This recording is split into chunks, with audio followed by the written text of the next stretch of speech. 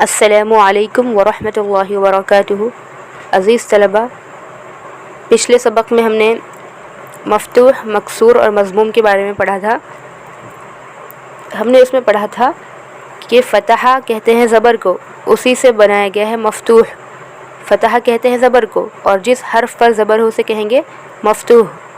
جیسے اس مثال میں کتیفون میں بتایا گیا تھا کہ کاف جو ہے وہ مفتوح ہے۔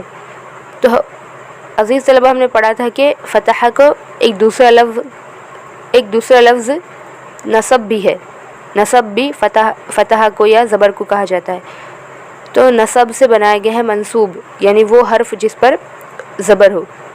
تو بات سمجھ میں یہ آئی کہ وہ حرف جس پر زبر ہو اس کے لیے دو نام ہوں گے، ایک ہوگا مفتوح، دوسرا ہوگا منصوب۔ اسی طرح ہم نے پڑھا تھا کہ مکسور کہتے ہیں اس حرف کو جس کے نیچے زیر ہو، اور مکسور ہم نے بنائے تھے کسرہ سے۔ کسرہ کہتے ہیں جر کو، اور کسرہ کے لیے ہم نے کسرہ کہتے ہیں زیر کو، تو زیر کے لیے ہم نے ایک دوسرا لفظ بھی پڑھا ہوا ہے جسے کہتے ہیں جر۔ تو جس طرح ہم نے کسرہ سے بنایا مکسور، اسی طرح ہم جر سے بنائیں گے مجرور۔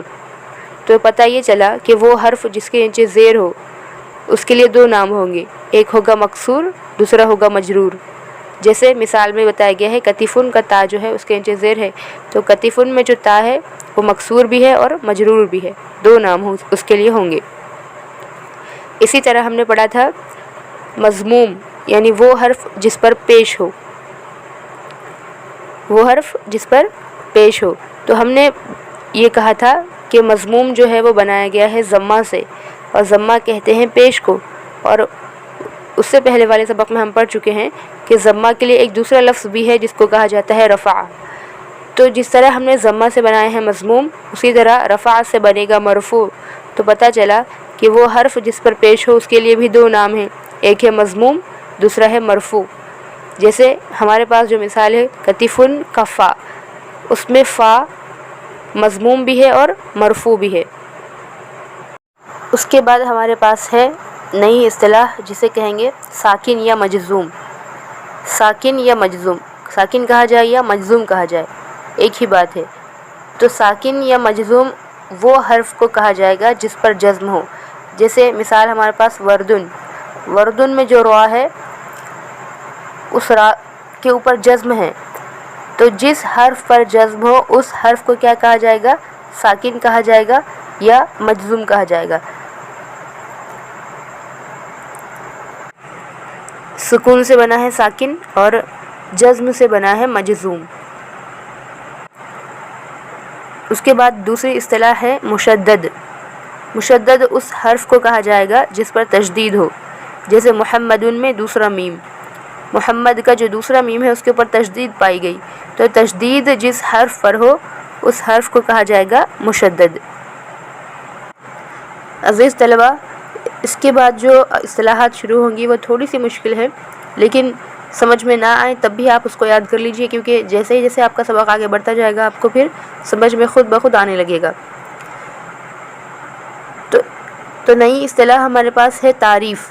تعریف کسے کہیں گے عربی زبان میں؟ کسی اسم نکرہ یعنی اسم عام کو، نکرہ کہتے ہیں اسم عام کو۔ کسی اسم عام کو معرفہ یعنی اسم خاص بنانا، یا کسی اسم کا معرفہ ہونا۔ کوئی اسم عام تھا تو کسی اسم عام کو اسم خاص میں بدل دیا جائے اگر، تو وہ جو عمل ہے اسم عام کو اسم خاص میں بدلنے کا، اس عمل کو کہا جائے گا تعریف۔ اور اس کے بعد ہے تنکیر۔ تنکیر کسے کہیں گے؟ کسی اسم کو نکرہ بنانا یا کسی اسم کا نکرہ ہونا۔ کسی اسم کو نکرہ بنانا، نکرہ کہتے ہیں اسم عام کو۔ کوئی اسم پہلے خاص تھا، اب اس کو اسم عام میں تبدیل کر دیا جائے، تو اسم خاص کو اسم عام میں تبدیل کرنے کا جو عمل ہوگا اس کو کہا جائے گا تنکیر۔ اس کو کیا کہا جائے گا؟ تنکیر کہا جائے گا۔ اگر یہ آپ کو یہ سمجھ میں نہیں بھی آتا ہے تو آپ اس کو رٹ کر یاد کر لیں، انشاءاللہ آگے خود بخود سمجھ میں آ جائے گا۔ اس کے بعد ہے لام التعریف۔ لام تعریف کسے کہیں گے؟ لام تعریف اصل میں کہتے ہیں ال کو، الف اور لام۔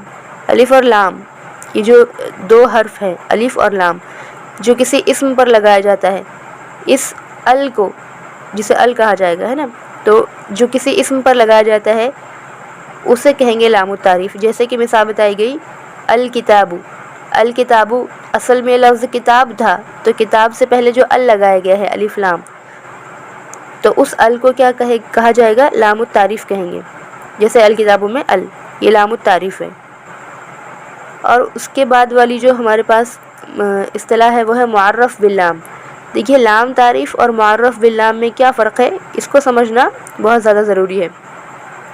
تو معرف باللام کسے کہیں گے، پہلے ہم یہ دیکھ لیں گے۔ تو معرف باللام وہ اسم ہوتا ہے جس پر لام تعریف داخل ہو، جیسے کہ الکتابو، تو الکتابو یہاں پر کیا ہو گیا ہے؟ معرف باللام ہو گیا ہے۔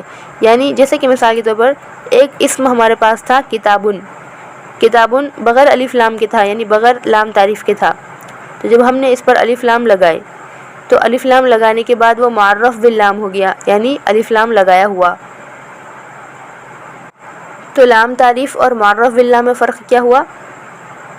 فرق یہ ہے کہ الف لام جو ہے اس کو لام تعریف کہا جاتا ہے، اور لام تعریف یعنی الف لام جس اسم پر بھی لگا دیا جائے وہ اسم معرف باللام کہلاتا ہے، جیسے کہ الکتابو۔